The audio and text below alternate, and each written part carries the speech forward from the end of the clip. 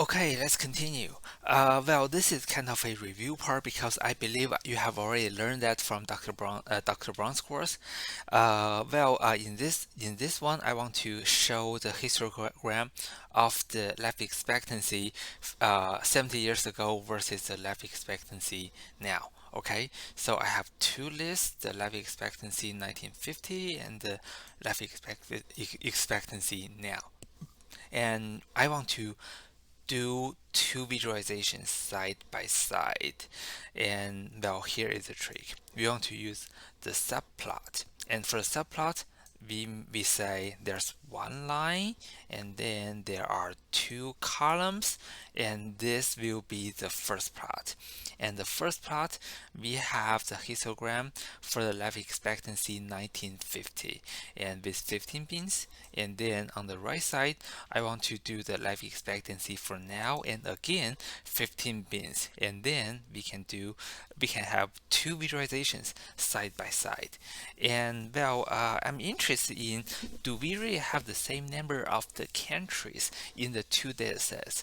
Because there is a half century gap between those two visualizations, and probably there are some countries which are already gone, and there are some other countries which have been founded recently. Okay, well, and I find out that for both data sets we have of 142 countries, so we do have the same number of countries, and this is something you may want to do, or you may want to check when you are producing a histogram or two histograms side by side. Okay, and then based on our observation, when what's the difference? The difference is 1950, the time that we just finished the Second World War. What do you see? You see a lot of countries had a life expectancy around 40, right? So if I have a time machine, I travel to that time, and probably I'm already an old man in some of the countries at 1950. Well, yep, I still feel young. Okay, and then what else? Well, and then for the best country, how about if you want to have the best country? Well, in 1950s, for among the best countries, the life expectancy is already beyond 70. So that's impressive, right? That's more than half century ago, and when the world just finished World War II, and then there were like five countries can go beyond 70. That was impressive too. Okay, so here are some of the other discussion question. Well, if you're an instructor and you want to visually assess if the grade on the exam follow a particular distribution. Say if I have a exam done and I want to see if it really follows a normal curve like this. What do I do? What visualization am I going to use? That should be histogram. Okay, and the next question, if you're an instructor and then you want to visually assess if longer answers on exam question lead to a higher grade, what plot are you going to use? So what are we checking here? Give me one word. That is correlation, right? So we are doing correlations, and then what plot are we going to use? How about line chart? How about scatter plot? Which one is better? Scatter plot is better because again, when there is no strong reason that we want to connect the dots, we want to connect the samples, and then we don't really have to do a line chart. And then I would say a scatter plot for this one is okay because we are trying to check the correlations.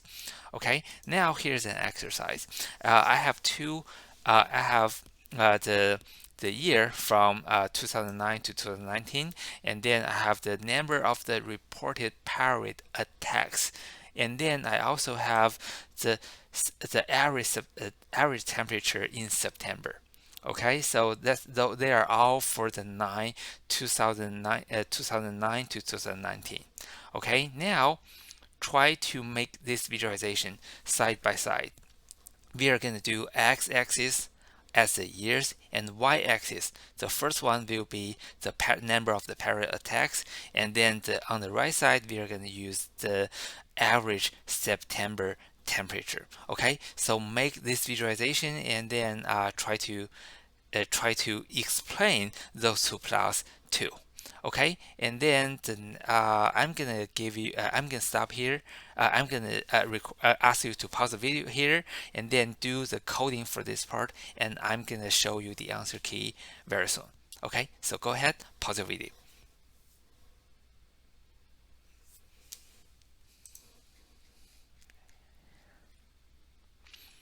Okay, so if you're watching this part and make sure that you have already finished the coding. Okay, well, we are going to use the subplot again.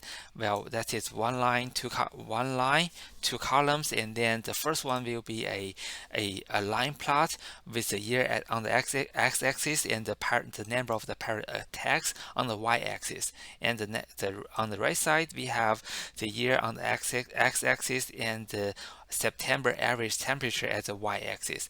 And our observation should be we have we in the recent 10 years, and we see the number of the parrot attacks is getting lower, and that's good.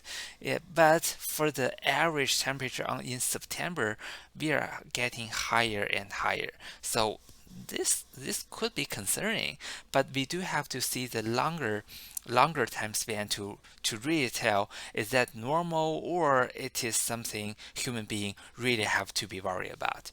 And well, the funny thing is, well, how about we try this?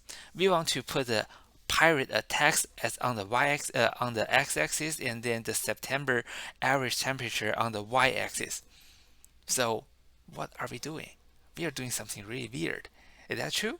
Okay, and then we want to we want to zip the parallel text and then the September average temperature, and then after we zip them, we sort them. So we zip them together, the first one to the first one, second one to second one, third one to third one, and then we zip them, we make the sorting, and then we break them again into two parts. So they still have the corresponding relationships, and after that we want to put the number of the parrot attack on x-axis and then the temperature on the y-axis, and this is what we find.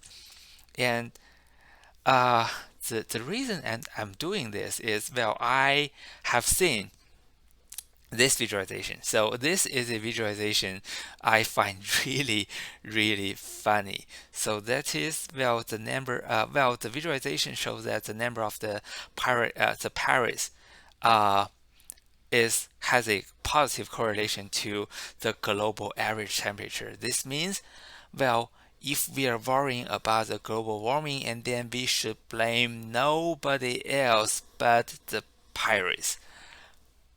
Okay, so that well, in a long time span, and then they say there is a positive correlation. But I don't have this data set, so I use the data set for only 10 years, and then I see a negative trend. So well, when we have more parrots, so in this visualization, what we see is with more parrots, and then the temperature is getting colder. But from the long time span, the more parrots we have, the bigger global warming issue we have. Okay, and then let me ask you this question. Well, does that make sense? Is that, well, this is a visualization, right? And then we show there is a trend, a correlation. But my question is, does that make sense? The answer is no. Okay, and then I'm gonna ask you the next question. Why? Well, and give me a very short, very concise answer. Why? The answer is, we see a correlation, but it doesn't really mean there is a causal relation between those two attributes. Okay, well, when we are doing the visualizations, and sometimes we want to show a correlation, or we want to visually show a correlation, but how can we tell this story to really establish the causal relationship between the x-axis and the y-axis. That's the important part. If you're not able to do that, you just show a graph with a positive correlation, and then you argue that there is a causal relation, and then no, that's not right. Okay, I'm going to pause the video here, and I will see you in the next one.